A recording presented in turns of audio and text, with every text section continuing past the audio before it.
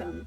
I'm Nicole, a wife, homeschooling mama, and the founder of Nicole Bielenin Photography, where we believe in creating a joyful experience from start to finish. We're here to connect with you while enriching your experience with us. So grab a cup of coffee, cozy in, and let's chat. Hello! How are you doing today, Mama? I am assuming that if you're watching this video right now, you are expecting a little one. So congratulations to you. And if you're not and you're watching this, I'm just glad you're here hanging out with me. I have my coffee, got my comfy seaside shirt, we're ready to go. So today I want to talk about what to pack in your hospital bag. And I'm a hot minute removed from this. I remember with my first laying in bed, scrolling Pinterest back when it was just blog posts. There were no cool TikToks or anything like that telling you, helping you out with this. It was reading dense blog posts, which is cool. That's fine. It's cool. But I'm here to help you in a much more fun way. And thankfully, I am surrounded by ladies who are having babies all the time. Team MVP, I think, has had a pregnant mama or a newborn pretty much through its entirety, which I love. So let's hop into it, and I'm going to break down for 3 basic categories for what you're going to need with bringing a newborn into the world. In the hospital. So I'm pretty minimalist myself. You can make this list as big and grand as you would like, or you can pare it down. But the first grouping of items you're gonna need is for yourself, mama. So favorite things. A nursing bra if you plan on nursing, or you can just go in a nursing tank top. I think for my first, I just wore a nursing tank the whole time and it was comfy and wonderful. Comfy. See, now that's the key word. That's about to be your next thing, is comfy PJs, comfy clothes, comfy sweatpants. Go and treat yourself on the most comfy, lovely PJs that you can find, and slip like a slipper set. You need a good slipper set just to be comfy and cozy while you're holding your sweet new baby. Last, you're going to want some lip balm because those hospitals are so not fun on your lips. If you are dry skin like me, I'm like a lizard all the time. I'm always dry. You want your lip balm.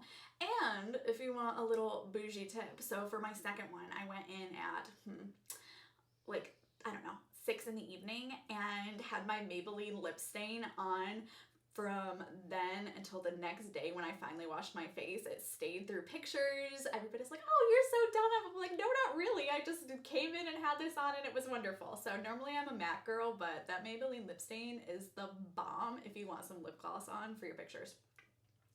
And finally, a phone charger. You just want your phone charger, like necessities, right? Then you want to think about your sweet little baby, things you need to bring for him or her. And the first thing is clothing.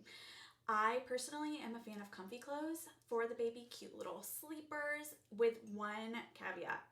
Do not get button footy jammies. They are so cute. They're adorable.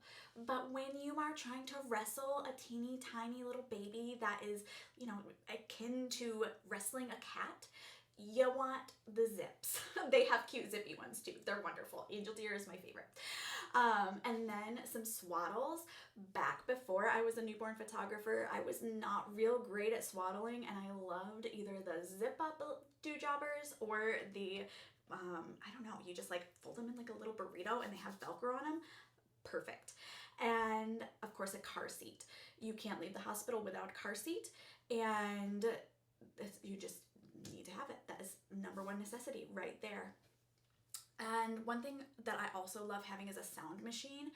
Hospitals are loud and really difficult to sleep in, especially when you have a newborn. So any moment that you get to sleep, you want to seize that opportunity, and a sound machine helps really well. I can link my favorite iPhone or whatever, Apple Music song that is a sleep sound.